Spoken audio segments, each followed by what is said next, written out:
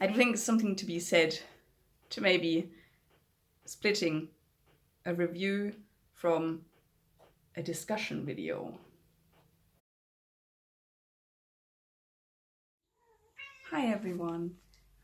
Today I'm going to do the spoiler tag, but before I get into that, I have somehow neglected in my last video to thank all the lovely people that have been so kind to give me shout outs. That would be, well, actually a number of people. So there was Jason at Old Blues Chapter and Verse, and then there was his wife Kelly at Books I'm Not Reading, then Brian from Bookish, and Mark Nash, and also Kit at Kit's World. So all of these people in the recent past have given me shout outs or talked very kindly about the channel. So yeah, it was very humbling, to be perfectly honest, and I blushed a little bit because I do not see myself in some of those descriptions, but it's very, very lovely indeed.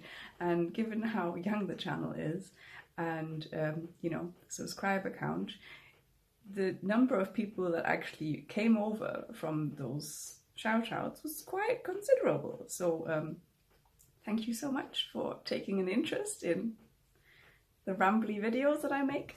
And thanks to all those people that shouted out my channel. Okay, now the tag, the spoiler tag. It was originally created by Gunpowder Fiction and Plot, which is a channel that I've, for some reason, not really caught on to yet, even though I've read the name several times and I thought the name was great. For some reason, I never actually went to check them out, but I have now, and they're brilliant. So obviously go and check out the original over there. And then I was kindly tagged by Mark Nash. So thank you very much for that as well. Okay, number one, what do you consider a spoiler?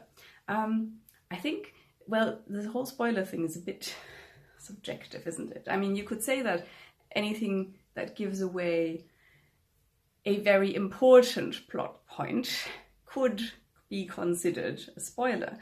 But I do think, you know, some people are just a lot more sensitive to it than others.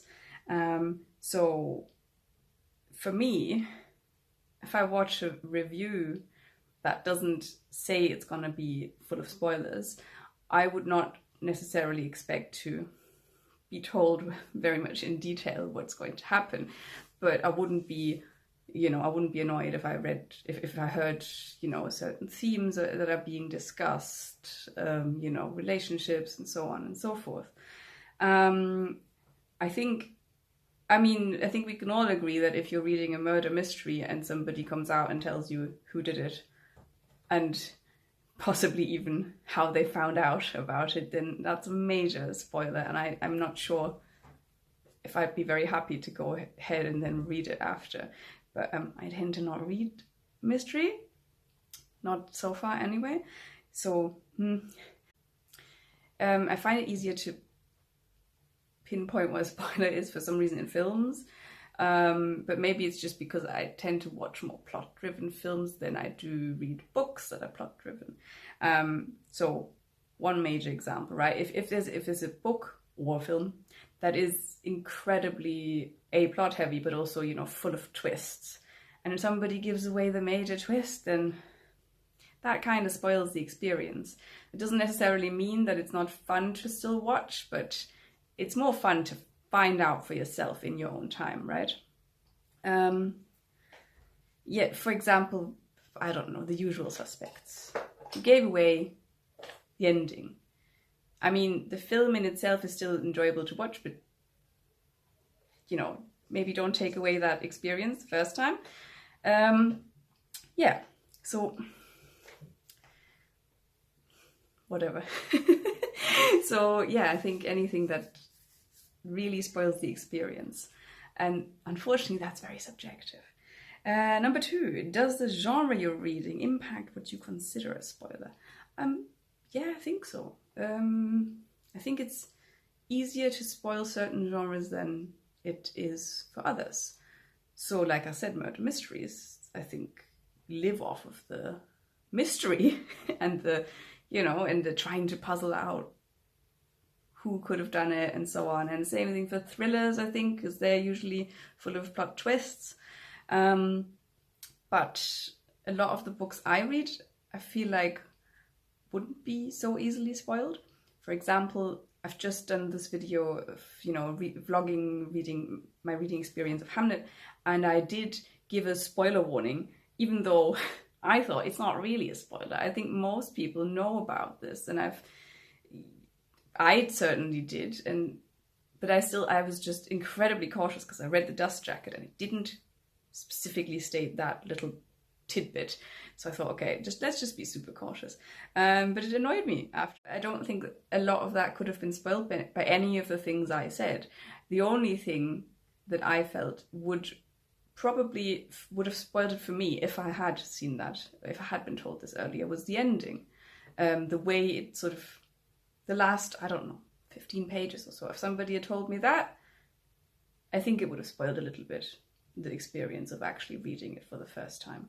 And I did read that in a review luckily after I finished it. And I thought, no, that's too much. You're giving away, you know, because there was this slow build-up and this conflict, and no, don't give that away. Anyway, so clearly I'm torn, but I do think certain genres lend themselves better to being spoiled than others. Another example would be something like Game of Thrones, right? If back then, when everybody was watching it and everybody was reading it, if you gave away, oh, such and such a character, you know, your favorite character from there and there is going to die by book 3 or whatever, maybe a bit too much of information, right? Because usually those things come as a shocking moment. But yeah, that sort of thing. Number 3, all the best bits are in the trailer. Sometimes the synopsis can be too detailed. Do you research books prior to reading them, or do you go in blind? I don't go in blind, no. I don't think, I've rarely done that. The only times I may go in almost blind is if I'm using some sort of subscription service where it doesn't cost me anything to try something out with barely any knowledge, but even that, I will still be reading the blurb at least.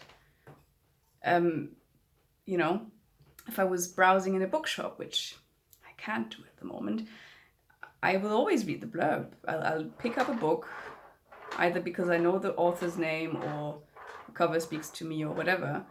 I'll read the blurb. And based on that, I'll either put it away or I'll open the first few pages. So then I'm even less blind because I want to check out whether the writing style is anything that I can get on board with. And then other than that, obviously, my most used resource is BookTube. And in reviews, well, you'll always hear something about the book, won't you? I might not watch all of them. Actually, so, for example, like if it's a discussion video, I'm not going to watch that before reading it. Because I want to experience for myself and maybe detect the themes and so on, but for myself, but then I'll go and watch it after.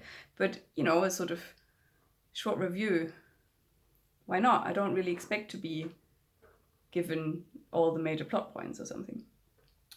So yeah, a little bit of research, not a lot. Synopsis, on the other hand, I'm not sure about that word, because I thought a synopsis kind of gives you all the plot in a summarized form. So if, you know, I went on the Wikipedia page and literally read from top to bottom the synopsis, no, I wouldn't do that before reading. Okay, number 4. Sometimes the introduction or translator's notes can spoil the ending, especially for classics. Has this ever happened to you? Not that I can think of. I used to read the introductions, I think mainly because I came to those kinds of editions through university. And then I always sort of had that feeling that the introduction would somehow aid me in reading the book. And whilst I never felt properly spoiled, I actually felt like, you know, after doing that twice or 3 times, that it wasn't actually very helpful. Either it was too superficial, or it would go so in depth in terms of, you know, discussing certain themes that it would completely went over my head. I couldn't really benefit from it because it was clearly written for somebody who'd already read the book. So nowadays, I skip the introduction, read the book, and then go back, and then I'll see if either I resonate with some of the things mentioned in the introduction, or if something's mentioned that I've not noticed at all, I might go back to that portion and read it with that in mind. So I don't avoid them specifically because of spoilers, but because they don't seem to help my reading experience. Okay, what's the number 5? Number 5. Name a time somebody spoiled a novel for you. I can't think of one. So I think that's probably because my cat just played around with the vacuum and made a sound. Sorry. So I think it's mainly because I don't actually discuss books with a lot of people. And on BookTube, I feel like most people are quite cautious about what they mention in their reviews and what they don't. Not so much for Goodreads or like, you know, Bookstagram or something like that. But I don't really read that many on there. Or only from a few people where I kind of feel like it's going to be fine. Or sometimes you get a feeling halfway through and then you kind of go, no, I'm going to click away. I'm going to read this first. I do, however, have many memories of my cousin spoiling films for me because she has that weird flaw. She cannot keep her mouth shut even if you tell her, I do not want to hear it. And somehow with films, it spoils it for me. Whereas with novels, not so much. I've even run away with my hands over my ears, shouting la la la la la to not hear what she had to tell me. And she would just wait until I stopped and tell me anyway. It's very mischievous like that. I don't know. She's a very lovely person, but that's one of her flaws. Number 7. Okay, back. So the cats just played around with this, how do you say this robot vacuum sort of thing? And they turned it on and they were completely freaked out by it. Anyway, where were we? I think I've sufficiently answered the 6th question. Number 6. Have you ever spoiled a novel for somebody else? Not intentionally.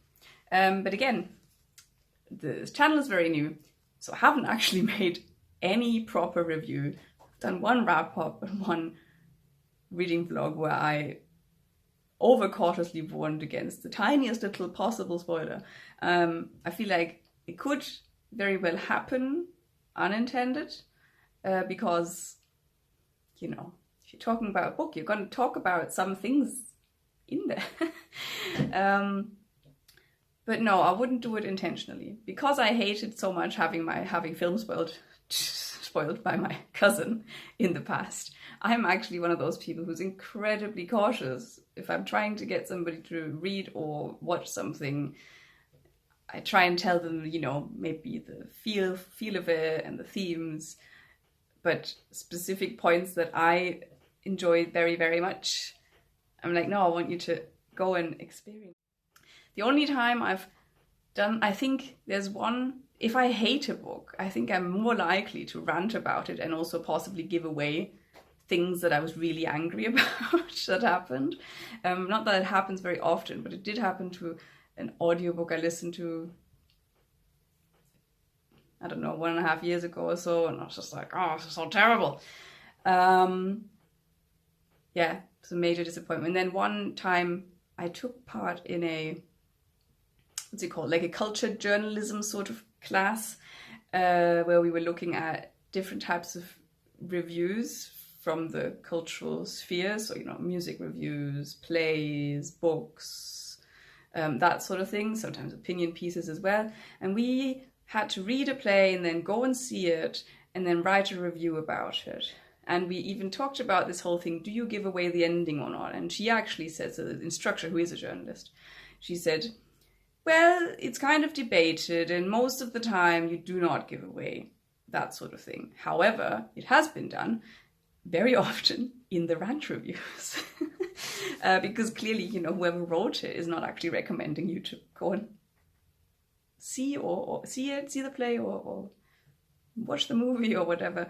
And so in my review of that, I did mention the ending because it was so, how do you say this, reflective of the absolute superficial treatment of the topic and the ridiculousness of the whole thing, that I thought, this has to go in there because this was a complete waste of time and it was an insult to the intelligence of the audience. But, you know, does that count? No, because nobody got to read it. But I feel like if I were on a platform where I was reviewing that sort of thing, a play, I would probably put it on there. Maybe with a spoiler warning, but it was terrible. What a waste of time and money. I had to buy my own ticket. Anyway, sorry. Next. If spoilers ruin novels, are there some authors or genres you can't reread? So I don't reread very often. I used to do it much more when I was younger, probably because I didn't really have a sense of time running out. But yeah, I don't know. I because I don't read mysteries, I wouldn't know if I'd enjoy rereading that if I already knew what happened.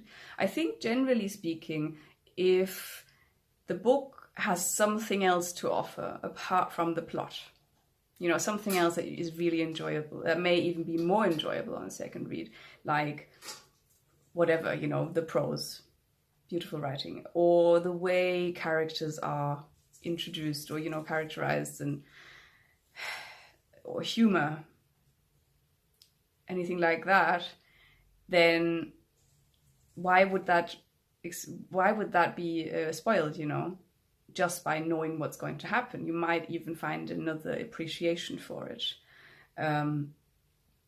beyond the whole idea of what's going to happen. So I think, I mean, there's been plenty of books that I wouldn't necessarily reread, but this because they were mediocre. Not because I know what happens. Yeah, but I think if a book has more quality than just the plot, I wouldn't mind. So there might very well be a mystery or a thriller or whatever that you could reread, I presume. I've just not got a lot of reading experience in that regard. And anything else? I'm already looking forward to rereading Hamlet, and I've only just finished it, so. And number 8, when reviewing, are you spoiler free? Does this limit your ability to discuss? Yeah, so I haven't really done any reviews yet. I think I would try to be cautious, and maybe that would definitely limit the way of discussing it. That maybe there's something to be said for going, okay, this is the review and this is the discussion. And in a discussion, it's a free-for-all. Maybe that's something to ponder if I ever want to properly discuss a book. But I wonder if anybody would ever even click on a video that's called book discussion. Okay, and number 9, shout out. Tell us about 5 channels you enjoy and tag them. Okay, so I'm going to tag a few more of the smaller booktubers who I've only just found through starting the channel, and one other person who I know, well, I'm relatively certain hasn't been tagged, let's say it that way, who gave me a lovely shout out. So it's, is it Jaina or Janae? I can't remember. I should have checked that. Well, it's either Janae or Jaina at Coffee and Copyrights, because I think she's quite opinionated on that topic, and that would be lovely to hear. And then there's Maria at MH Books, also Pay at Attention, exclamation mark. Then there is youre at Drawn to Stories, and lastly, the lovely Kelly from Books I'm Not Reading. Okay, so again, I'm not 100% sure if they've been tagged, but I did try to do my due diligence, so we'll see what happens. Okay, thanks so much for watching. Please comment if you have anything to say about this topic, or do the tag without being tagged, that's fine. And yeah, check out all those channels that I've mentioned, and also gunpowder fiction and plot. And see you next time. Bye bye.